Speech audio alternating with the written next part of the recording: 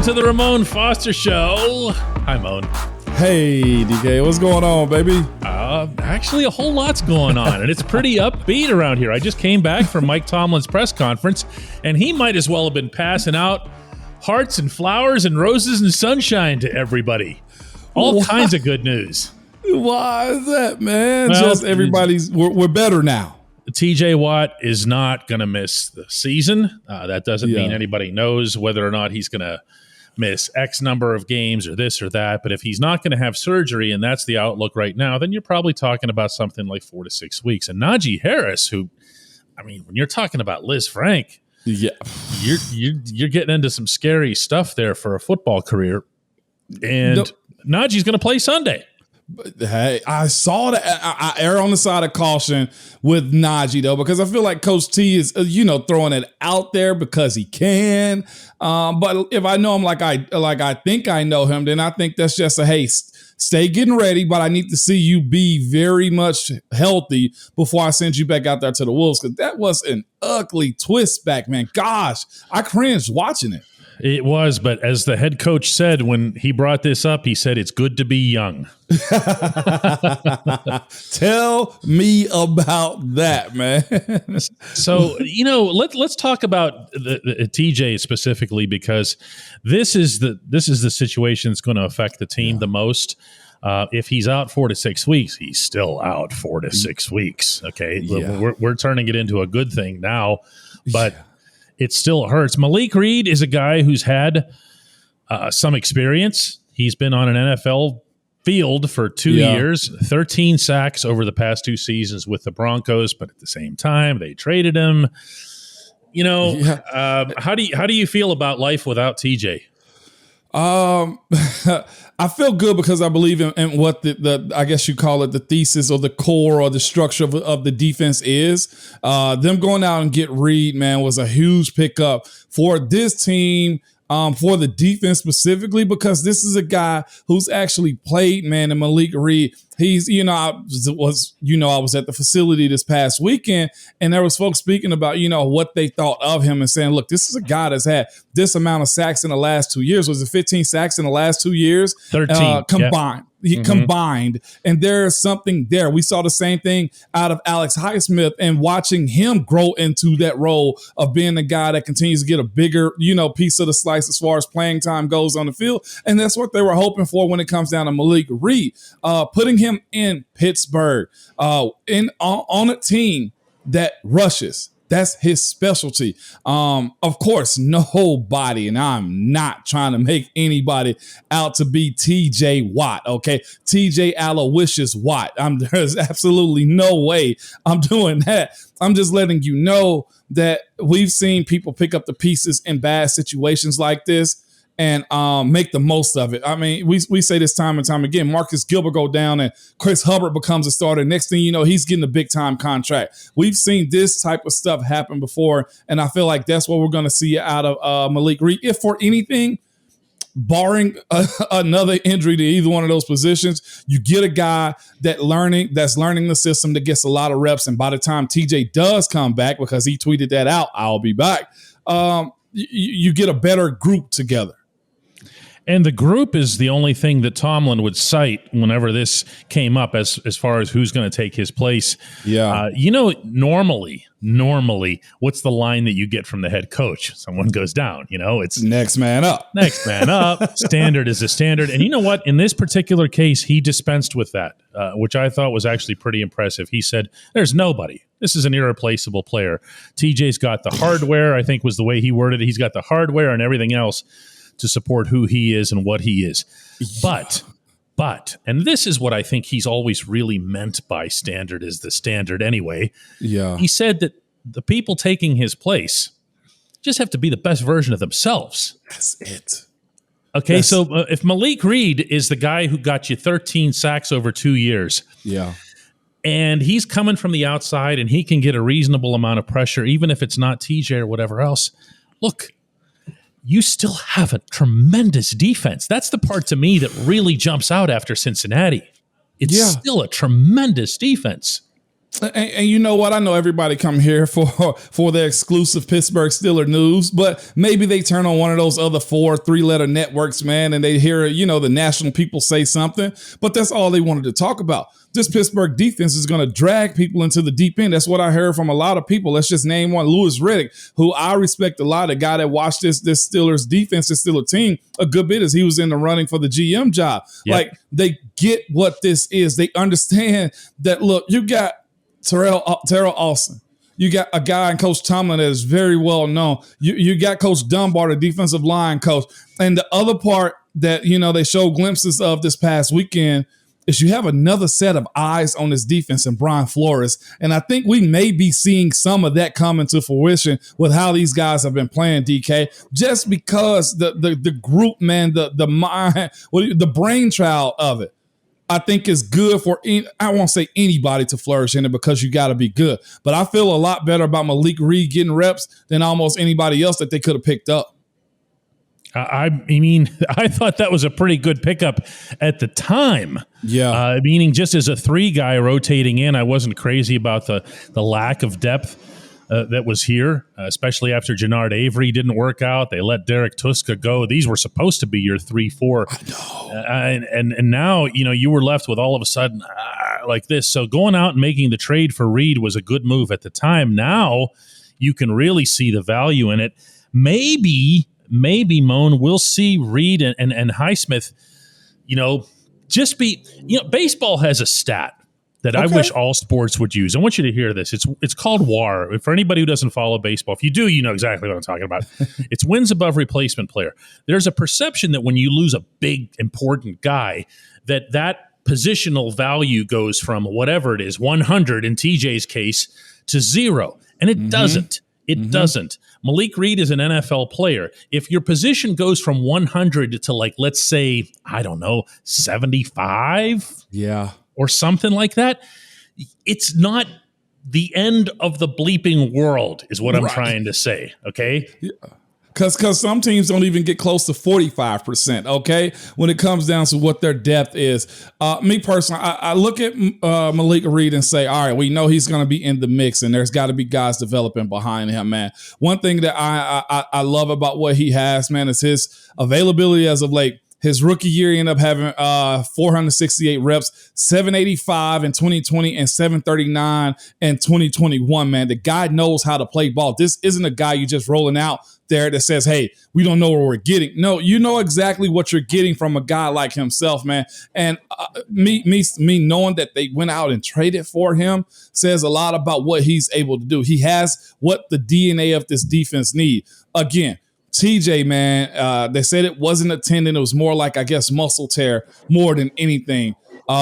Just the idea of getting him back, I think it's going to fuel that defense more than anything else, simply because you don't want TJ Watt coming back into a mess, meaning everybody's got to pull their own so that whenever he gets back into the fold, you're ready to go. You hit the ground running. Like, that's the goal. And what you're asking, well, what is everybody else going to do? Yeah, exactly. I mean, honestly, I can't bring myself to be excessively worried. I just can't. I mean, not right now. No. If I'm worried, it's about the other side of the football. Let's get into that next. Okay.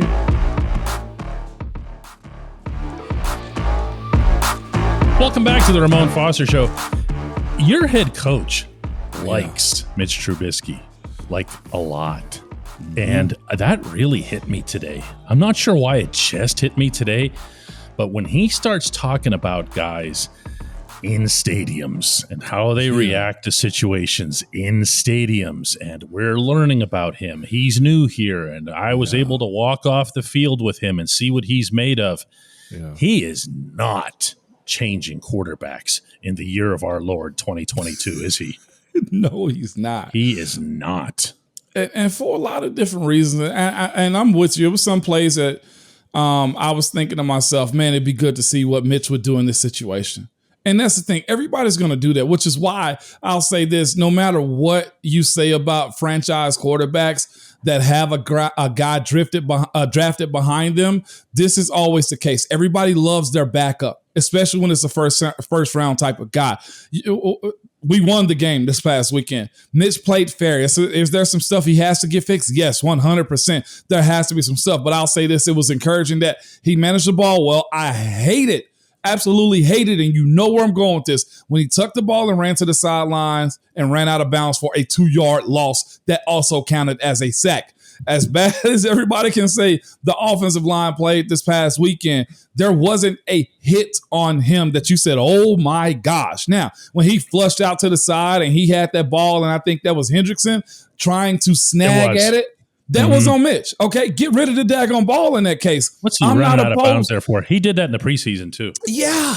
And so it's that awareness I think he has to kind of get over. It's that side of, look, of saying, okay, I can see where the issues can run into when Mitch is out there. If he is very real with himself, if the coaching staff is real with him and challenges him to say, look, you ain't got to be a hero in this thing. Take what they're giving you, see what you see, and don't be letting your mind race. Let this game come to you. And I think that's why Coach Tomlin is still just encouraged by what he saw from him. This ain't pee-wee ball, okay? It's not. Nobody's getting participation trophies. But in this situation, there is no rush to put Kenny in, man. And I'm with y'all. I'm at the point where, okay, we'll see what it looks like, but let's pipe down just a little bit. He values that stadium thing so much. And he values it in both directions, meaning when he was asked about how Jaylen Warren did, and 3 carries for 7 yards coming in as Najee Harris, his replacement, late in the game, particularly in overtime, the coach responded, he didn't urinate down his leg. That's a great place to begin. I had not heard that one from him before. But that's what he's thinking about, isn't it? All he's doing is he's looking at these people and saying, how are you going to handle being surrounded by 70,000 people in an enemy AFC North stadium? That's it. Are you checking that box? Yeah. All of that matters, man. I mean, let's look at some of the end arounds that this group ran. Jaylen Warren was on the forefront of leading blocks like he's a freaking fullback. Leading? He knocked that dude into like the next stratosphere. See what I'm saying? Like, that's what Coach T means. And he's not going to go out here and just put somebody on the praise band because we saw 1 or 2 plays. No, it's as simple as you did your job, okay? And guess what? You'll get compensated on payday. And guess what you'll do? We'll go back out here and I expect you to do the exact same thing again. Yeah. But I'll say this. In that, though, you keep a guy humble. You keep a guy, everybody asks, why is Coach Tomlin, a good coach, and why players flock to him? Well, if you're constantly telling guys, oh, you're the greatest, like sometimes you'll probably be a pushover. Sometimes, okay, well, you tell everybody that. But if you keep them at a level of like eye level to say, I still got to do my job and he respects me enough to know that I got to continue to push myself, that's where the value in watching Jaylen Warren, who I think may get a good amount of snaps, will benefit from too, DK. Yeah, no question about that. When we come back, the only segment that matters. The Hey Mon segment, duh.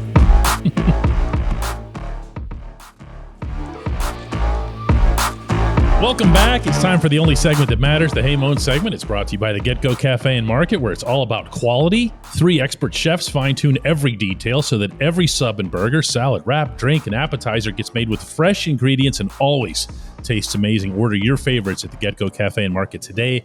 Better believe it. Mon, we ready? Yes, let's rock. Here goes. This is from Dave. This is a little unusual. He says, hey, Mon, can you explain why the starting or the backup center can't be the backup long snapper? And, of course, he's referring to the mess that the Bengals got themselves into late in the game on Sunday. I get the need, this is Dave again, for a specialist at that position, but I also remember James Harrison trying it out once, and that didn't work out too well. So why wouldn't a natural center make a better backup than a linebacker or a tight end? Mechanics, history, also size is another thing too. And then, truth be told, a lot of backups, a lot of centers just don't practice long snapping. From high school all the way up, it's usually a smaller guy, linebacker, tight end, fullback type that usually does that type of stuff. It comes down probably to the skill set. And the other part of it is this. Most of the time, your long snapper got hurt on a play within a line of scrimmage. So Right. do you want to risk your starting center being in that same position? Like, this is the thing. If I was a coach and I knew an NFL team put their starting center out there to long snap, you can't line up on them. You cannot. You watch the linebackers at the toes of the defensive lineman. What are they doing? Tapping them on the hip. Move over. This is a penalty. But as soon as that ball is snapped, oh my. Right at them. And it's a lot like why you don't, in my second baseball reference here, but this is also why managers don't like to bat their backup catchers as pinch hitters, because what happens when you lose them? Exactly, man. So you don't do that, man. It's just honestly the management of a team. There's not much else to it other than the fact that, and then, okay, well, let's say this too. Most starting center shoulders aren't as flexible as tight ends, linebackers, fullbacks, or guys that play those type of positions. Like, you have to be able to thrust that ball in between your legs with a good shoulder motions. Most guys have, I hate to say stiff shoulders or bulky shoulders as far as the mechanics of getting that job done. Look at the way those snappers throw the ball back. It's not just, hey, let me go down here and do this. I'll tell you what, we heard the term long snapper must have been 100 times from the Cincinnati side when we were out there on Sunday. It's all they were talking about. Long snapper this, long snapper that. There was a lot, without getting into all that, because this isn't exactly a Bengals show, there wasn't a lot about Zach Taylor's decision-making nor his team's preparation that was exactly looked inspirational. The fact that he didn't use his starters in the preseason came to hurt him the same way the Rams and a bunch of other teams got hurt with it, right? Yep. You want to hear? I got a stat this morning from my co-host here in Nashville, man. You want to know how many teams of starting quarterbacks who didn't play in the preseason lost? It was 11 quarterbacks. Do you know how many? It was 3 to 8. Wow. Only 3 teams who didn't play their starters or starting quarterback actually won. 8 teams lost. But I'm telling you though, Craig Wolfley stopped by my table. I was eating breakfast in the stadium there in Cincinnati, and he said, "I'm telling you, Bengals didn't use this offensive line in the preseason. They didn't use them in the preseason. They got all these new guys. They paid them all this money, but they didn't use them. They didn't give them a chance to get together." And Wolf said, and this isn't going to surprise you or anybody who knows the quality of Wolf's analysis. He goes, watch what we're going to do to that. Yep. He said, and you know what? He was right. In the first snap of the game, when Cam did that thing to that rookie right in front, I don't remember his name, just completely annihilated him, and then goes back there and gets Burrow for a 5-yard sack, and you're like, whoa. Yeah, that matters, man. You know, like I know, you've seen some of us at practice, right? Like, we look slow and bad and like, how is this guy in the NFL? Am I correct? That's training camp? It can happen. Tell me, like, you see them like, ooh, they're not really moving well. But come game day, it's different. It's like there's practice speed and then there's in-stadium speed. That's why also Coach Tomlin holds that high. How do you play in stadiums, okay? Because that natural flow of just go, is a little bit different in stadiums. And for the teams that didn't do it this year, and I know it's one game, 1 week, going 3-8, well, maybe the other team was just that much better. But when it comes down to working that, as Wolf said, you got to be on the same page. And that's probably our call to kind of drop this right now, okay? Yeah, let's do that. Let's do this again tomorrow, Moan. Absolutely. I'll see you.